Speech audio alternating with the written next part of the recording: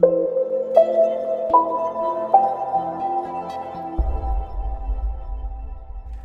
everyone. I'm going to talk about the absence of governance as a blockchain strategy.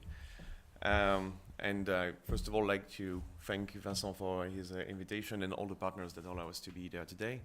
The first speaker talked about the absence of symbolism in the blockchain community, which is kind of striking, I admit, but we use a lot of memes and a lot of old imagery to represent our community, so that's fun. I won't last long about introduction. I'm Jérôme de TYCHEY. I'm easy to find, so if you want to reach out to me, I'm happy to discuss any subject related to blockchain. I want to stress that I'm the president of an association Loi 1901 called Asset. We do weekly workshops, so if you like to talk about blockchain and Ethereum, you are very welcome. And especially the 6th of July, so next Friday, we will do a workshop on the math of zk-SNARKs. So if you like zk-SNARKs, please come over. And also we will be a lot to go to DebtCon, a conference in Berlin. Here we go. So it's very cool that we did not coordinate about what we were talking about. And still, since we have good coordination in the nature of our research, we cannot talk about all the same thing. So I'm going to touch some points that you left blank and maybe get a deeper dive to some of them.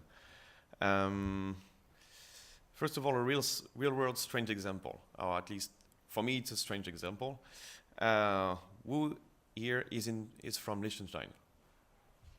Yeah, well, okay, so it's a very small country, and it has very few inhabitants. It's very small, and they have decided to let people a strong right to self-determination. So if you're from one of the 11 municipalities, you can run a local referendum and make secession from Liechtenstein, which I find very funny. And maybe we could find some parallel with how the blockchain is organizing itself. I wanted to give you some definition about what I consider to be blockchain. It's kind of hard to define blockchain, so I usually say that it's three things at the same time: a network, a ledger, and accounting unit. Hence the fact that when we talk about Bitcoin, for example, since everything has the same name, we get a lot of quiproquos. Like, you mean Bitcoin, the thing that is worth several thousand euros, or you mean the ledger, or you mean the network? So it's kind of complicated, and we can apply different type of governance on all of those, or different types of rules about all of those pillars. And yes, it's a subtle equilibrium between some game theory, some peer-to-peer networking, some cryptography, so it's usually kind of hard to grasp when you are outside this space. And maybe this is the most clear definition. New modifications are pending by blocks, and as each block points to the last block, we call it blockchain, a chain of blocks. And there are nodes, and there are peers, and so on. So what blockchain governance is, or what it might be? Managing the resources of the blockchain, of course, notably the distribution and movement of its native token and its size, which some people might not agree that this token is moving because it has been stolen, or maybe someone paid a ransom for this token, so it should not be moving, for example. Or maybe we should regulate the way it moves, not more than X number of transactions per day. And you might also think about managing the size of the blockchain, because since we replicate the blockchain on every node, it's kind of cumbersome to run a node, so we might apply rule to make sure that the size doesn't grow too fast, or apply rule to make it grow faster, or maybe apply rules to remove things that we think should not be replicated. And there has been a lot of debate in the legal community, the legal academics, on the fact that some people have seen imprints of pictures that they would want to be removed from the blockchain, for example. And the governance that we can apply to blockchain can be helpful to implement new development, the maintenance of the code, and also recovering from attacks and bugs. And we have a lot of examples on those attacks and bugs. You can apply rule in protocol in the economics and so on. And I'm very glad that my predecessor did define what we call off-chain and on-chain governance, because as you might expect, I'm a big fan of off-chain governance and not a big fan of on-chain governance, and I will get a deeper dive on this. But blockchain governance can also applies to the software repositories that contain the code of the blockchain. You mentioned that blockchain software are usually developed in open source manner on website, for example, GitHub. It's the main website to handle open source. So who maintains the code of this blockchain? And that depends from, of course, the blockchain you are considering. Nodes run the software. Should you be imposing choices to those nodes, or should you let them decide what to do? Should you let them decide what version of the protocol they want to run, or should you impose it? The trademark of the name of the name of the name, the trademark of the name blockchain. Who owns the term Bitcoin? I don't know. Who owns the term Ethereum? Well, the foundation Ethereum owns it. So it depends. When you look at some protocols, some let their name be registered by anyone, some register for themselves. It's something that we can apply governance to. And of course, since blockchains are decentralized and very scattered around the world, Bitcoin has almost 10,000 nodes, Ethereum has almost 16,000 nodes. So you can see that it's the source of information and the means of communication are very important, and controlling those sources and means of communication is sometimes very influential in the community. We have 3 kind of users, and I want to touch about the basic shilling points that we can expand from those users, what people tend to do in the absence of communication. Miners and validators, they are likely to favor changes that would increase the value of the existing holding, and also increase and maintain the block rewards and transaction fees. Because when you are a validator or a miner, you are rewarded for your service by a newly created currency. That's usually how it is done, hence the term block reward. Developers, they also are encouraged to make improvement of the protocol that would increase the value of their existing holdings. And also, we can say that they value a lot the recognition that they get from the community.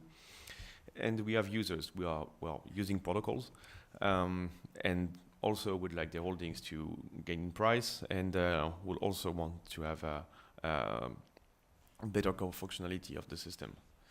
But hey, we've described blockchain, and I think there are a great new instrument of freedom. They can provide uncensored payment system, and also can provide cloud computing systems that are uncensored.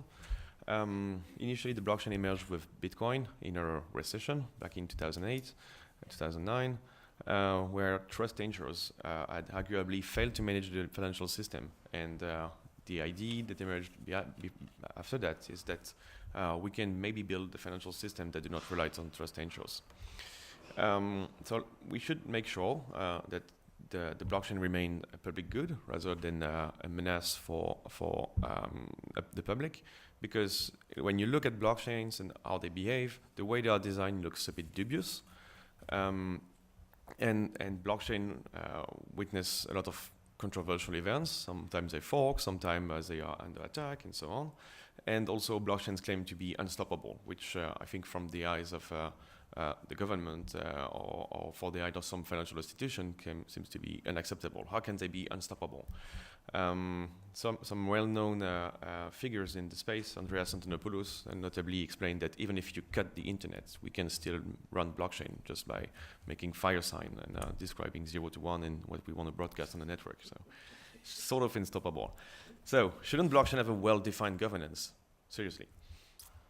And that's how I want to touch this problem. I want to express my opinion on the fact that blockchain are best left without a formal governance. So proponent of the off-chain governance mechanism. And that blockchain is also perfect technology if you cannot agree on governance. So let's look at what we call the formal governance, like making algorithmic governance, defining the governance as a set of rules that we have to follow. Well, governance is usually a process because people develop strong norms. They have constraints on what they will want to do with the protocol, and those constraints and incentives can change over time. So sticking to a specific rule can be very cumbersome. And also the way the information behave in the community can lead to some undesirable change in the protocol itself when we are setting ourselves to follow certain set of rules. And since it's not really well defined, there is an appeal to define things, not letting it be too informal. And one of the things that are put forward by on-chain governance proponents is that it's easy. We have a default behavior, nodes automatically upgrade, and no hard fork is required, so there is no drama. We don't lose the network effect that we have, and we can just monthly or every time something happens, propose a new set of rules. But on-chain governance has maybe important drawbacks, such as the fact that a node operator can not consciously decide not to install the change. Since it's a default mechanism, it's very easy to impose the thing to the by the majority, and it's make it less feasible for a node operator to refuse to install the hard fork. This is maybe a kind of weird argument, but if you are running a blockchain, usually you have from 0 to, well, from 1 to 25 or to 100 peers. And if you want to stay in your version with your peers, you have to make connection to them. And the fact that the majority can impose a choice of a new set of rules can be done via Sybil attack, where you deploy a lot of nodes, you connect to every node, and you make sure that the other nodes that may not be wanting to continue the protocol evolution as you have designed it, they don't have connection to the peers that don't want to do it either. So you basically like impeach nodes that want to make secession to connect to other nodes. So this is in my view, removing an important check to balances against the power of processes that can change the software. When the Ether holders voted for the DAO fork, then the change was proposed, and people had to flag on their nodes that they will follow the proposed change to save the DAO, or to flag that they will not follow. And in the end, well, one of the chains survived, and one of the chain was the majority one. But we let people decide on which side they will want to follow. And my next point is that blockchain is a perfect technology if you cannot agree on governance. Because I think that blockchain matters as they can multiply the capacity of humans to govern. What's really appealing to me when I discovered Ethereum is that we can write what we call smart contracts, so rules that can be enforced by the blockchain. And as I saw that, I thought that blockchain were both an efficient and neutral sort of government. Perhaps because they are impersonal, I don't know exactly who is my representative, who is the political faction in place. They just execute the code and the rules that we have coded. So it's great for day-to-day business recording and so on. And willing entities that want to participate to this can rest assured that the way it will behave would be via the enforcement automatically done. Smart contracts are also great at collective action problems. Whether you have a collective action problem that is well defined, you can use a smart contract to make sure that the problem is solved collectively by participants to the blockchain that know the smart contract and want to use it. And if it's not well defined, we have tons of way to help us define the problem.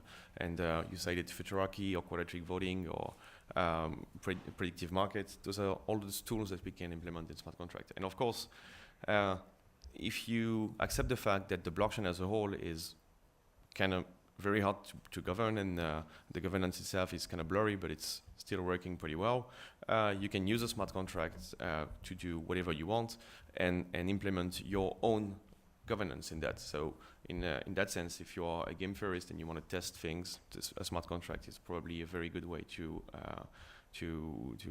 set experiences. And of course, you can do insurance policy on a smart contract. I don't think any big insurance company has done this yet, but that's a great idea of startup, or if you are working at an insurance company, please think about doing insurance for smart contracts. As if there is a bug, we pay you some amount of money. And lastly, one of the advantages of off-chain governance is that it always keeps the door open for opting out. When a hard fork is proposed, this is a secession. People can choose to follow the rule or to follow the new rule or follow the old rule.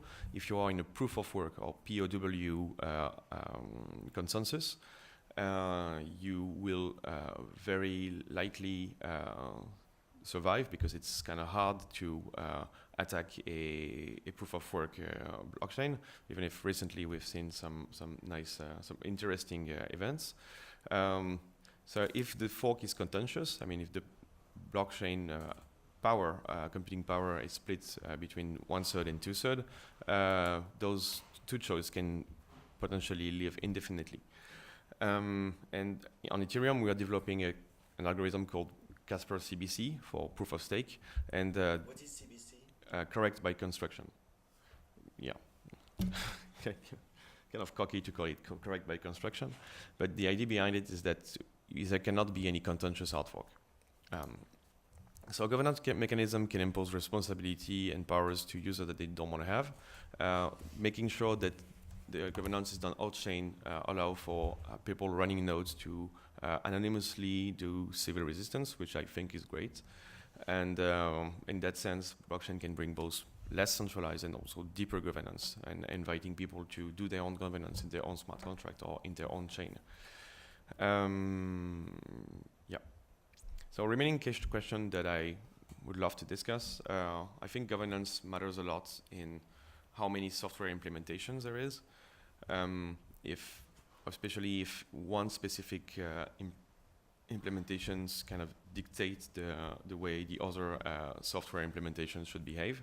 So how they are maintained, how different implementations maintainers synchronize their efforts, and also the question of the trademark cost looks very interesting to me. Yeah, thank you.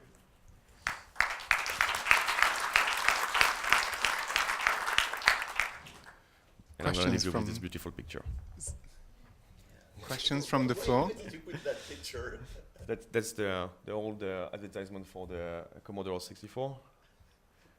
You know, people usually talk about blockchain and say, like, it's too complicated, how did you do that? And back in those days, in the 80s, people were advertising computers that, oh, it's a family thing. You have to read a manual this big and you will enjoy the computer. You take 8 hours to code the game that you are given the code of the game to write, and then you end up with a crappy game that you don't want to play anyway. So, kind of a metaphor of what blockchain is anyway. I thought you put it because it was bad taste. Oh, also, yeah, I get very bad taste. You can see from this picture too. Well. Questions?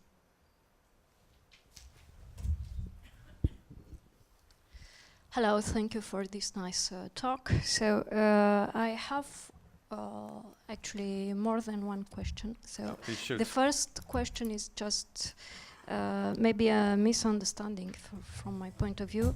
So you put equal between blockchain and cloud computing at some point. Could you please expand your argument on this particular point? Yeah. You want to do... If you want... So blockchain and cloud computing. First blockchain was Bitcoin. Okay, so it's a registry of who owns what in terms of what account number and what balance. Then we thought that this kind of way of handling a simple table, this address, this amount, can be also a way to simulate a computer. Say that, sounds crazy. So if you look at a computer, there is a memory of the computer where everything is stored, and we can use this memory as a blockchain. Use blockchain as a memory for a computer, and this is the idea behind Ethereum. This is called the world computer, because on Ethereum you store at specific address the code of software, making it a cloud computing platform, because the blockchain behaves as a computer and it lives in the cloud. So it also inherited all the good things that you get about blockchain: transparency, tamper resistance, and so on. So you effectively have a non-censorable cloud computing platform. Yep. Okay, and do you think that you can prove that you will have the equivalence between these two systems? Because the idea is nice, but then cloud computing is something very specific and well defined. So do you think that your equivalence is? Well, I'm defining cloud computing as a platform in the internet where I can deploy your software. Does that seem reasonable enough? Okay. So I can write any type of software on the Ethereum virtual machine. It's a Turing complete stack machine. And I can deploy the software that I've coded to Ethereum. There are still some limitation in terms of computationally heavy programs that may not fit in the blockchain, but still. Okay, we can discuss offline. So my second question is related to the definition, your definition of Sybil attacks. Yep. It is the DUSER definition, or there is your own definition of Sybil attacks? So you talk about a Sybil attack which is not the definition of DUSER. Yeah, so let's say that the proponent of a specific new rule of the blockchain wants to impose this new rule to the network.